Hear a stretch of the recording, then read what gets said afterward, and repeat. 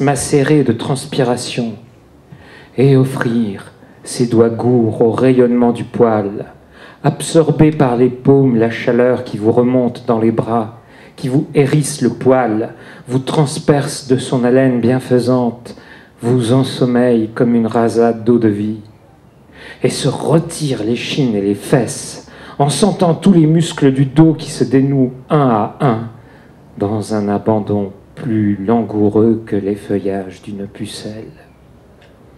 Après ça, quand on tombe enfin dans le lit qui vous sourit de toutes ses courtines, la jouissance devient positivement indicible et franchit les bornes de la décence. La fraîcheur des draps, la mollesse du matelas, l'étreinte duveteuse de l'édredon, la caresse de l'oreiller, tout cela vous arrache des gémissements d'aise. On s'alourdit de 20 quintaux de plénitude, tandis que la carcasse s'étire, les muscles se défroissent, les articulations se dégrippent, les os craquent et les paupières s'effondrent. On se demande comment diable on a pu oublier qu'un lit pouvait offrir de si divins délices. Aussi, croyez-moi, pendant les 2 jours qui suivirent mon arrivée à Bourpreux, je ne boudais pas mon plaisir. Je me roulais dans la cosse, je me prélassais dans la torpeur, j'embrassais du traversin, je m'anéantis dans la paillasse. Si le sol instable de la ville trembla, je pionçais trop béat pour me rendre compte. Seulement, voilà, chez moi, la crise de flemme est symétrique à la flamme que j'éprouve pour une nouvelle maîtresse. Les premiers temps que je ferre un joli brin de fille, je suis increvable. Je brûlerai des nuits entières à lui rendre de vigoureux hommages. Et puis, au fil des jours, la nouveauté s'étiole, la patience émousse, le désir s'amollit. J'ai encore goût à culbuter la donzelle, mais je retrouve aussi un certain penchant pour le sommeil. À l'inverse, pendant mon 3e jour de repos, ma cagnardise se fit moins intense. Je commençais à ouvrir l'œil. Quoique toujours caressant, le lit ne me comblait plus de transports léthargiques. J'avais de vagues fourmis dans les jambes. Mes draps bouchonnaient, mon oreiller creusait. Le meuble et moi, il nous restait encore de jolies perspectives matelassières, mais le beau de la passion était fini. C'est effectivement très sensuel. Même s'il y a un petit côté désabusé à la fin. Mais bon. Non mais de toute manière c'est un inconstant. Ah, d'accord. Mélanie? Donc cette fois-ci, je vais lire un début de nouvelle, en fait, une nouvelle qui s'appelle La Cité travestie.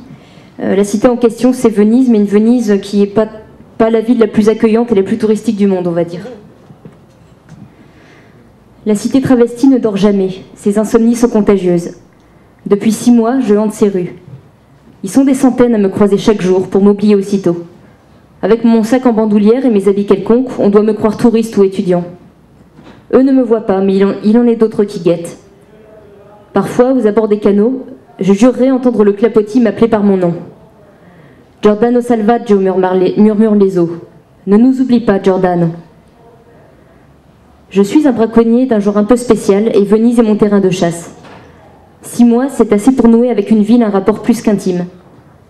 Il suffit parfois de peu pour changer un regard, tirer sur un fil, et la tapisserie entière se délite entre vos doigts.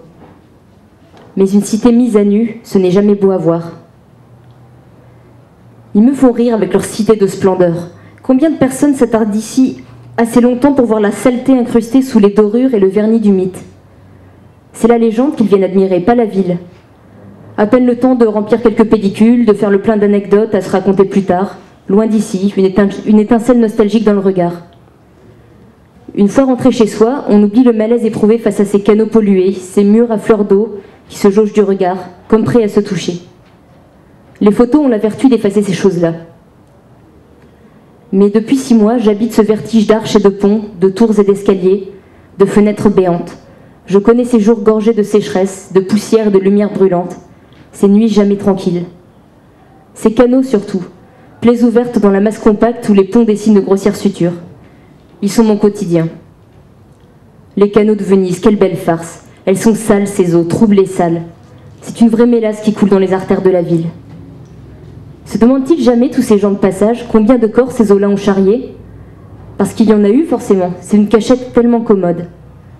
Il doit régner un froid glacial tout au fond, là où le soleil ne peut accéder. Plus d'un corps y aura fini sa course à l'insu de tous. J'en connais au moins un que les eaux ont ravi. Il y a longtemps que je n'ose plus les scruter, ces eaux. Le miroir déformant des canaux vénitiens brouille à loisir les perspectives. Ce fouillis de reflets changeants n'a plus rien de commun avec le tracé des ponts et des façades. Sans parler des visages qui auraient l'idée saugrenue de s'y admirer. Les eaux s'amusent à corrompre toute forme. Pour nous rappeler sans doute que la cité tout entière n'est qu'un gigantesque trompe-l'œil. Venise ne se nomme pas pour rien cité des masques. Une courtisane parée de soieries et de rubans, mais déjà rongée par la vérole. Elle pourrit de l'intérieur, sans jamais se départir d'un sourire éclatant. Je ne suis pas d'ici, et s'il y a une chose dont je resterai fière jusqu'au bout, c'est celle-là. Une chose qui me frappe dans les extraits qu'on vient d'entendre, c'est l'importance du lieu.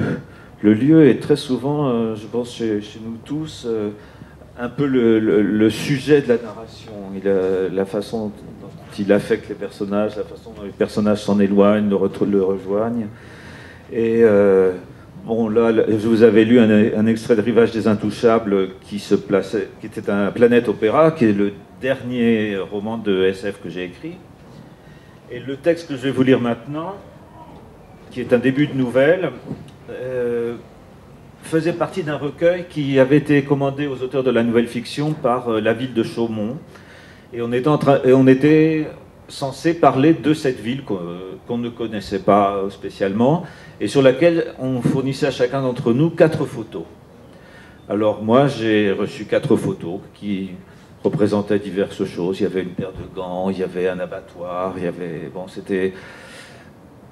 Et à partir de ces 4 photos, j'ai écrit une nouvelle qui s'appelle « La gantière et les carisseurs » et qui se situe donc dans la ville de Chaumont, puisque toutes nos nouvelles tournaient autour de la ville de Chaumont. Mais alors un Chaumont revisité. Et là, on n'est plus dans la science-fiction, là, on est dans le réalisme magique. Au début des années 1900, se trouvait dans le vieux Chaumont, à quelques rues de la basilique Saint-Jean-Baptiste, une boutique de frivolité, au fil des jours, tenue par une certaine Madame Margot. Celle-ci, la cinquantaine phtisique, toujours vêtue de mauve, passait pour un peu sorcière. Toutefois, entre les foulards élégants, les guipures et les éventails, elle vendait de si belles choses que les dames de la bonne société saisissaient le moindre prétexte pour franchir le pas de sa porte. Son unique employée était une jeune fille de 22 ans, Cyprène Tilleul. Aînée d'une famille de 13 enfants, dont un idiot, elle avait dû travailler très tôt dans une de ces ganteries qui faisaient la renommée de la ville.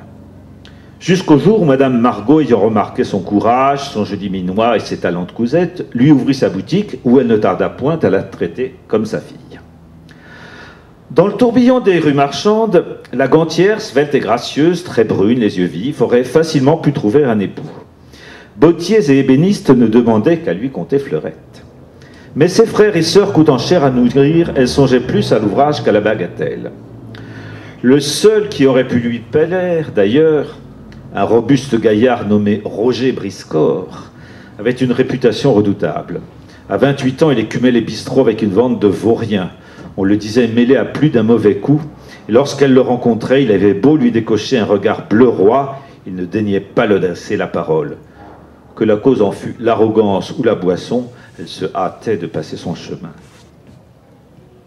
Vint le jour où, au grand étonnement de sa famille, elle fut demandée en mariage par le baron Guy Eusèbe de la Motte-Chardon.